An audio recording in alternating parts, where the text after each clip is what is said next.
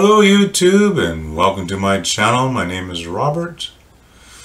Now today I was going to do a movie, Pet Sematary from 1989, and it got blocked. Shocking, totally shocking. So I thought, well, there's gotta be a way I can still post it and not get a copyright strike or it being banned again. And I thought, well, maybe I'll just do a movie review. What the hell? Like a movie critic, giving my thoughts and opinion on it as we go through this. So before we begin, feel free to subscribe. Doesn't cost you anything, but it helps me out.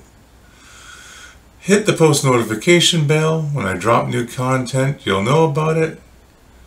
Give the video a thumbs up and feel free to leave a comment. Okay, here we go.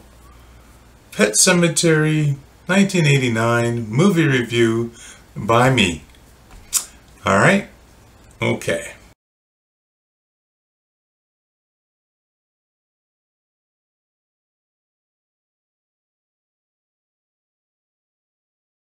So this is the opening scene of the movie. This big tanker truck is flying down this road at about 100 kilometers an hour or 60 miles per hour, and there's not even a painted line. What the hell?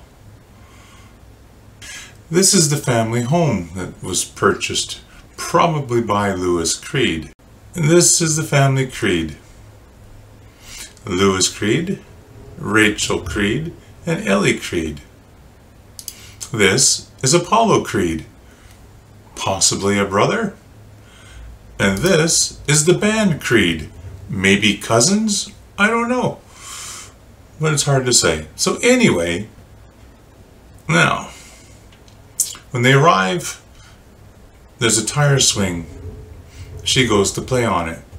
Front yard, basically. This is Gage Creed. You gotta keep an eye on this little guy. He's like a Houdini. First you see him, then you don't. So anyway, the tire swing rope breaks. It falls to the ground. She starts crying. She wants her mommy and her daddy. They come running, but leave the little guy alone back here. So anyway, he goes to the back of the vehicle because the cat, Church, aka Winston Churchill, is in a travel case. Now, as remember I was saying about those trucks that flying by, well, one is coming up the road and Gage starts to walk to the end of the drive. It passes before he even gets there, and another vehicle decides to come along, and the neighbor grabs him, and before any damage can be done, he lives in this home here. In this movie, his name is Judd Crandall, I believe, and he's, like I said, the neighbor. Later that night, the tire swings back up.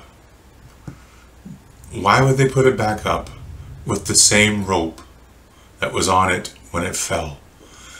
It makes no sense to me, but I was like, wait, why would they do that? So anyway. Also later that night, Louis here goes over to Judge's house, and Judd offers Louis a beer. Before he hands him the beer, he asks him, does he need a glass? Louis says no, so he gets the beer. Now that reminded me of every time I go to a restaurant and I order a beer, the serving staff, waitress, waiter, whatever have you, asks, would you like a glass? And I says, no thank you, I'm still on the bottle. The next morning, the whole family goes to the pet cemetery. led by Judd. And when they arrive, the little girl Ellie asks, "What does it say?"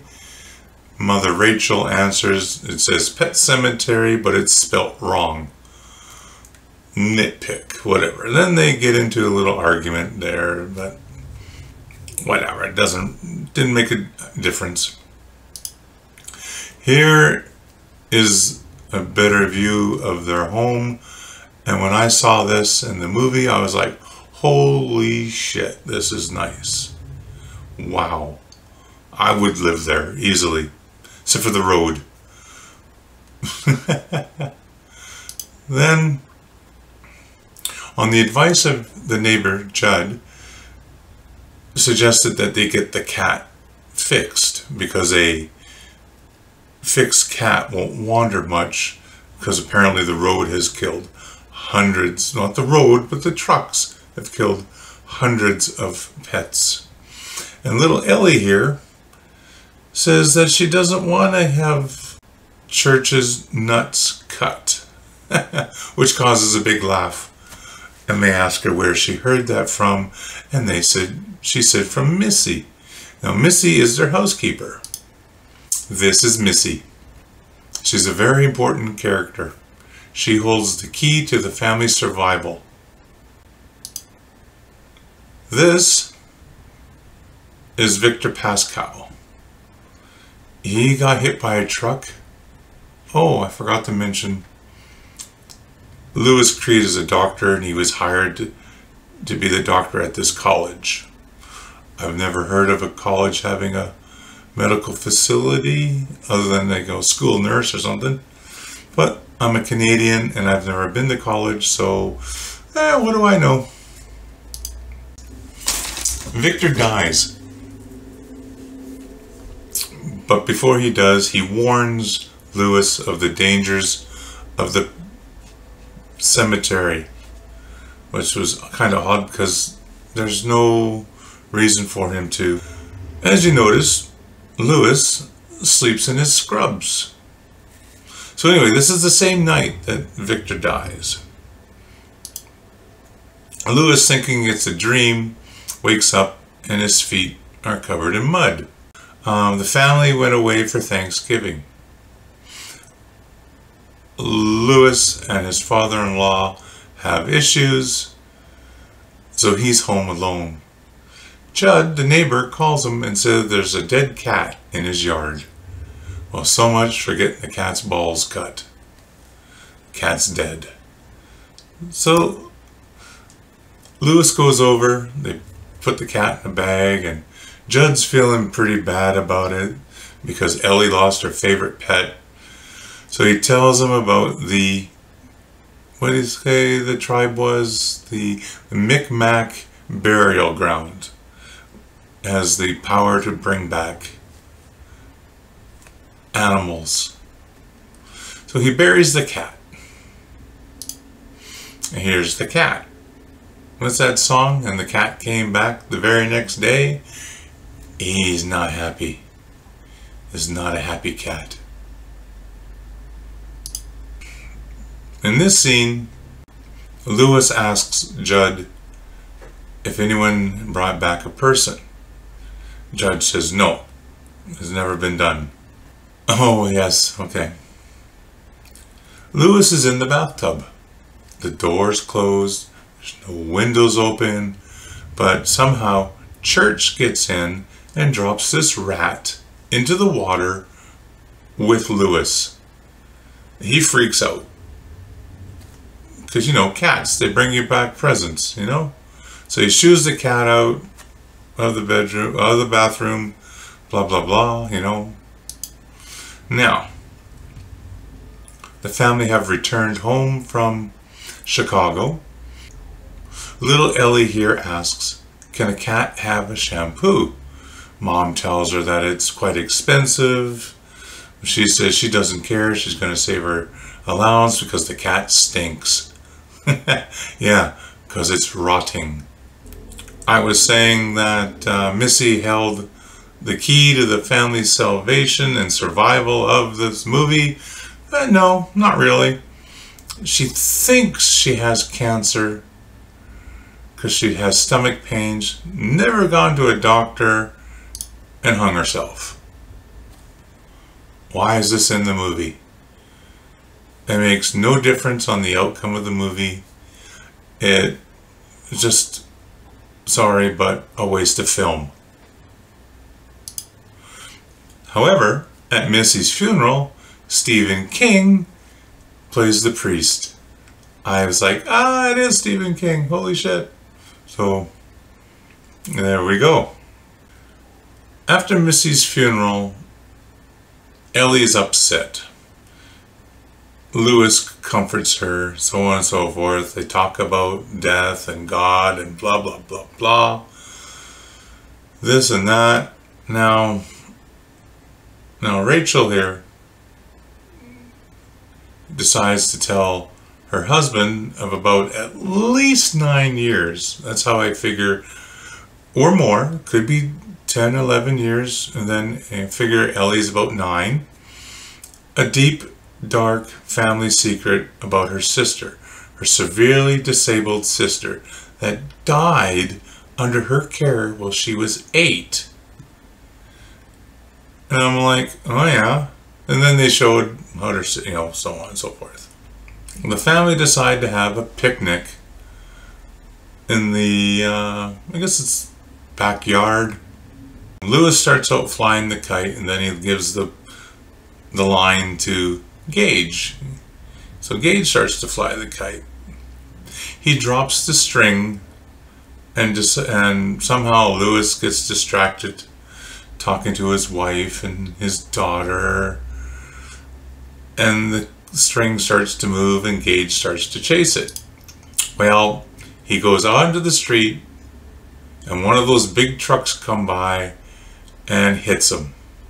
When I first saw this, I thought it was his foot was still in the shoe, but it's just a mangled shoe.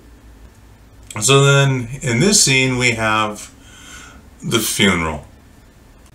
This is Rachel's father, and he has the balls to walk up to Lewis and ask him where was he and why had he allowed his grandchild to play in the street. This coming from a man who left his 8-year-old daughter to care for their severely handicapped older daughter while they went out. Phew. That piece of shit. So he punches Lewis. It's an altercation. So they start to fight. It was basically one-sided, but Lewis ends up shoving the father-in-law. They knock over the casket and whatever. Now, here in this scene, Ellie is saying that if God wanted to, he could bring Gage back. Now Lewis is thinking about going to the Micmac burial grounds to bury his son. Here, Judd comes over. It's still the evening of the funeral, and tells him that Gage was killed because the burial grounds basically didn't like the fact that he told him the secrets, or if that makes sense, and that he also felt responsible for Gage's death. Lewis here is still thinking about taking his son there. Mom and Ellie are going back to Chicago with their in-laws. Here, she tells him she doesn't want to go because she had a bad dream about Daddy, Gage, and Pascal. Here, he's at the grave site. He's going to dig up his son's body. But he's here during the day, and he actually digs up the body at night. And Victor shows up, tries to talk him out of it, which doesn't work. So then he goes and finds Ellie while she's sleeping and tells her some information. She wakes up screaming, Mom goes to comfort her, but Mom's telling her that there's no such thing as ghosts and this and that. And as she was walking out, she's like, Pascal, how do I know that name? And then he says his name properly because Ellie wasn't saying it right, and so on and so forth. Mom clues in that he's the young man that was killed. In this scene, Rachel is trying to call her husband, but he's not home. And what the hell is with this portrait? That is more terrifying than the entire movie. So she can't reach her husband. So she phones. In the meantime, Lewis is taking Gage to the burial grounds. So she calls Judd. Judd says says that Lewis isn't there, and if he sees him, he'll pass along the message. Rachel tells him, don't bother, I'm on my way. Judd says, don't come, but she'd already hung up. She gets to the airport, rents this car, and gets a blowout and crashes. And then Victor tells her that they're trying to stop you. Doesn't say who's trying to stop her or what's trying to stop her. He just says it's trying to stop you. So after Lewis buries his son in the burial grounds, he goes home and falls asleep. Gage comes out. He goes to home. He goes into his parents' bedroom, gets his dad's doctor's bag, and takes out this scalpel. Alright? He doesn't kill his father. He goes across the street and murders Judd. His father's on the bed. Easy target. Nope, not in the script. Guess not. So anyway, he kills Judd, cuts his Achilles tendon, slices his face across his mouth there, and then bites his neck like some sort of zombie vampire. Ay, ay, ay, ay. So anyway, Mom comes home. She's about to go to their house. She hears her sister's voice call her from Judd's place.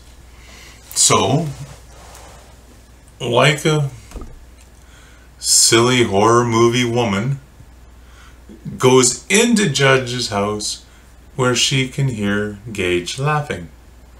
Oh, and the cat scares her too. She gets up to Judge's bedroom. She sees her sister, and they're saying that they're gonna get her, and she's going to twist her spine and this and that. And then she sees Gage dressed up like this. Now, he tells her that he has something for her, pulls out the scalpel, and she goes to hug him. And then he kills her, because you hear her scream. You don't see her, you do not see Gage killing her, you just hear her scream. Like, I wouldn't hug the kid holding a scalpel. No, I'd be gone. So anyway, Lewis wakes up, sees muddy footprints coming into their bedroom, go into the closet where his medical bag is, and they open, I believe the scalpel case is left open. If not, he opens it and looks, and it's gone.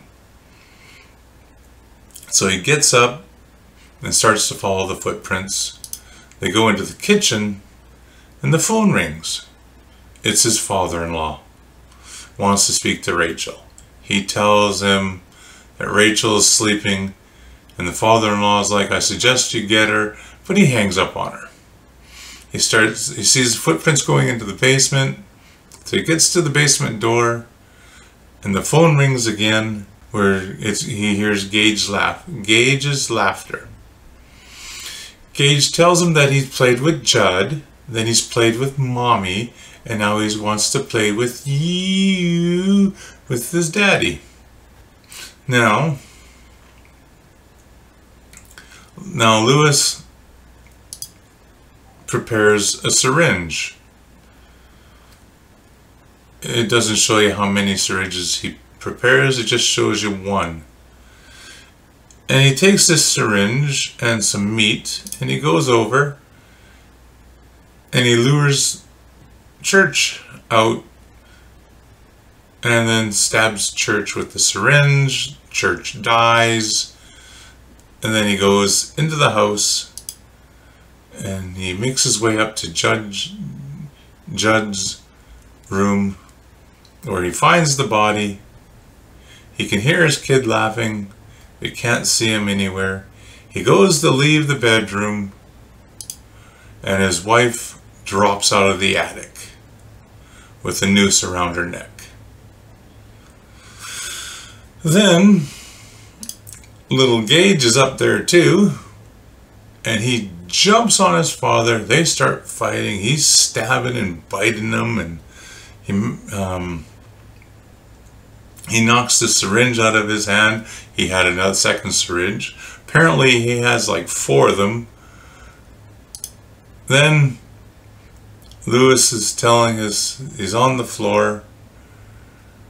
Gage is coming towards him. He's telling him, come here, come here. And as he gets closer, he injects him in the neck with whatever is in the syringe.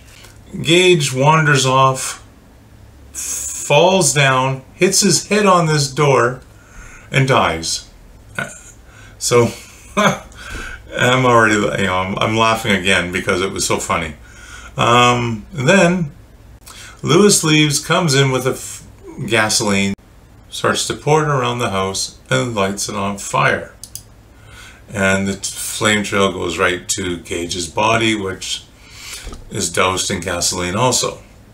Now, what you don't see is Lewis cuts down his wife, and he's got her, and he's walking out of the house. But you know where, but you know and I know he's heading to the burial grounds. And the house burns. Nobody calls the fire department. There are other houses on this street, but there's the only, I guess these are the only 2 with people living in them. I don't know for sure. Victor shows up again and warns Lewis not to do it, and that he's so sorry, it wasn't supposed to happen, or something like that. Something stupid, right? What the hell? If he didn't say anything, she would still be alive. You know, seriously. If he didn't come to the Ellie in her dreams, this probably wouldn't have happened. So he heads off, buries her, comes home, sits on the floor, starts to play solitaire. Then at the stroke of midnight, there she is. She comes home looking like this. I don't know what Gage did to her, but holy crap. Anyway, he gets up, they start to kiss. She's got this, I'm going to call it green pus, flowing out of her eye socket. And when I watched this, I started to dry heave. I really did. I'm gonna insert the. I'm gonna try to insert the video of me reacting to this scene while I'm dry heaving. Okay. Oh, what's? Oh, what the hell is leaking out of her eye? Gross. Excuse me, I almost lost my cookies there. Oh, great. She's going for her knife. Why would you have a knife on the kitchen table?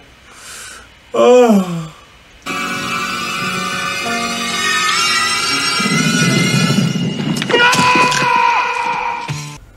So, yeah. This movie was under horrors. I seriously thought it was a comedy. Couple jump scares, but no, sorry, just not gonna happen. Well, there you have it, my movie review for Pet Sematary from 1989. Really didn't scare me that much. When I watched it, I really thought it was a comedy. I was laughing so hard. Just, it wasn't bad, but it just wasn't really scary. I'm sure the book was better. Not only did Stephen King write the story, he also wrote the screenplay. So he took his book and adapted it to film. Oh well, it must have lost something in there. I don't know. Yeah, Missy had she could have been written out of the movie and you wouldn't even known it. It's like the Amy from Big Bang Theory's telling that Indiana Jones had no effect to the outcome of Raiders of the Lost Ark. The Germans still would have found the Ark. They all would have died on the island. It's like, oh, when you hear that, you're like, fuck, I'm never watching that movie again. Which is too bad. It was one of my favorite flicks. So anyhow, I will give this 3 out of 5 stars just because I did enjoy it and I had a good laugh watching it. Will I watch it again? Not anytime soon. Yeah. Well, those are my opinion and my thoughts. If you have your own, please feel free to leave them down below because I'm sure some of you will.